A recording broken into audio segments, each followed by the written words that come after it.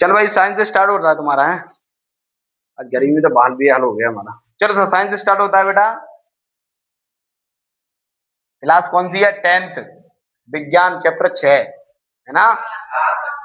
आप ही भगवान। तो भाई अपना क्लास है 10th विज्ञान का, भाई चल रहा है, स्टार्ट हो गया है अपना चैप्टर कौन सा? 7। ठीक है, टोटल 13 चैप्टर, 6 चैप्टर और रह गए इसमें। फिनिक्स विज्ञान, फिर इसका रिवीजन चालू हो जाएगा बिल्कुल बारीकी से। फिर फिनिक्स होगा, फिर रिवीजन चालू हो जाएगा, 3 बार रिवीजन रहेगा, तब तक नई की भी आ जाएगी। ठीक है भाई, 7 चैप्टर में क्वेश्चन है आपका पहला। क्या क्वेश्चन था कि एक कोष की जीव कौन कौन से होते हैं? ठीक है, एक कोशिकीय जीव कौन कौन से हैं भाई? भैया एक कोश की जीव कौन कौन से है? तो पहला है विखंडन, दूसरा है मुकुलन। ठीक है, मुकुलन मैंने डीपली समझा दिया अभी किसे कहते हैं मुकुलन। Okay done. चलो अगला क्वेश्चन है आपका नेक्स्ट। कौन सा था अगला क्वेश्चन? कि भैया जनन में, लैंगिक जनन में डीएनए की क्या भूमिका है? ठीक है, लैंगिक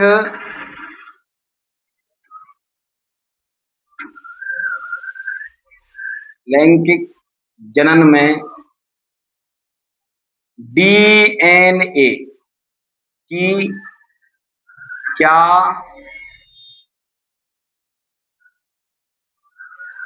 भैया लैंगिक जनन में डीएनए की क्या भूमिका है? तो सुनना भाई, लैंगिक जनन में डीएनए की महत्वपूर्ण भूमिका है। सुनना, लैंगिक जनन में लैंगिक डीएनए केंद्र केंद्र का कोशिका में पाया जाता है। डीएनए कहाँ पाया जाता है? केंद्र कोशिका में पाया जाता है। तो लैंगिक जनन होता है नर और मादा के बीच, तो ये डीएनए की महत्वपूर्ण भूमिका रहती है उसमें। क्यों? क्योंकि डीएनए से ही पीढ़ी दर पीढ़ी का पता चलता है, और डीएनए से ही पता चलता है कि भाई ये संतान किसकी है। ओके, इसलिए लैंगिक जनन में डीएनए की अति आवश्यकता होती है। नर युग्म के शुक्राणु मादा युग्म में विसरण में पहुंचते हैं, तो वो डीएनए का ही काम करते हैं। ठीक है भाई, तो ये है डीएनए की महत्वपूर्ण भूमिका किसमें? जनन के अंदर। फिर भाई अगला क्वेश्चन है, अलैंगिक जनन की अपेक्षा,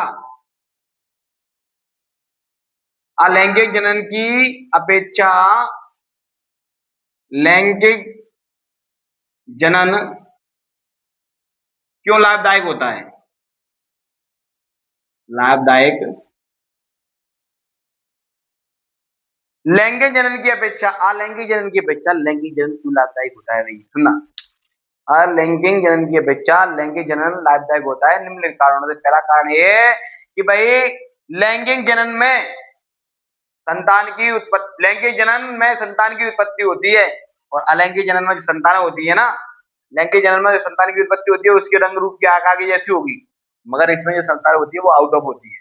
पापा कहता तो बच्चा भी कहता। ठीक है, तो इसमें, और दूसरा पॉइंट है भैया, ये भैया दो दो सजीवों के बीच होता है कि एक के बीच होता है, इसलिए ये ज्यादा लाभदायक है। किससे?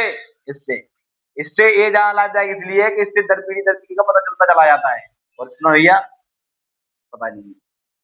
ठीक है, वेरी मोस्ट इंपोर्टेंट क्वेश्चन 27 के लिए, ये नहीं बदला।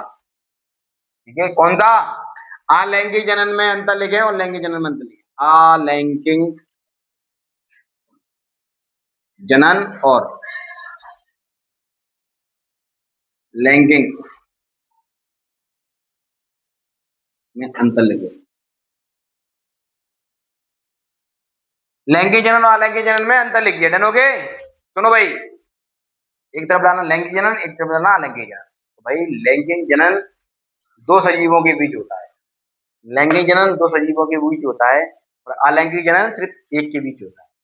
लैंगिक जनन में जो संतानें होती है, लैंगिक जनन में जो संतानें उत्पन्न होती है ना, वो बिल्कुल जनक के समान होती है, और अलैंगिक जनन में संतान जनक के समान नहीं रहती। ठीक है भाई, इन दो सजीव, ये दो सजीवों के बीच होता है, ये एक के बीच होता है। इसमें संतान इसके समान रहती है, इनमें संतान इसके समान नहीं रहती। ठीक है भाई, अगला पॉइंट बताना है कि भाई क्या कहते हैं, अगला पॉइंट है आपका,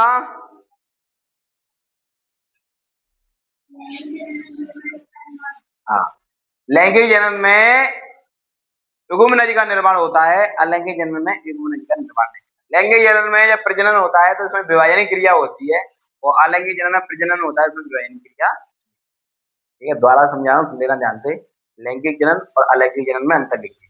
अति इंपोर्टेंट क्वेश्चन है, बदलेगा नहीं, अभी लिख के दे रहा हूँ। क्या चल रहा है अभी? जुलाई, अगस्त, सितंबर, अक्टूबर, नवंबर, दिसंबर, जनवरी, फरवरी, 7 महीने पहले क्वेश्चन दे रहा हूँ। कुछ बड़ी बात हो जाती भैया, जानोगे? ये नहीं बदलेगा, अगर ये बदला तो व्यापम सुपर साफ हो जाएगा। तो सुनना भाई, लैंगिक जनन और अलैंगिक जनन में अंतर लिखें। तो लैंगिक जनन में भाई, लैंगिक जनन दो सजीवों के बीच होता है, अलैंगिक जनन सिर्फ एक के बीच होता है। ठीक है, एक सजीव के बीच। लैंगिक जनन में भाई युग्मनज पाया जाता है, अलैंगिक जनन में युग्मनज नहीं पाया जाता। जानोगे?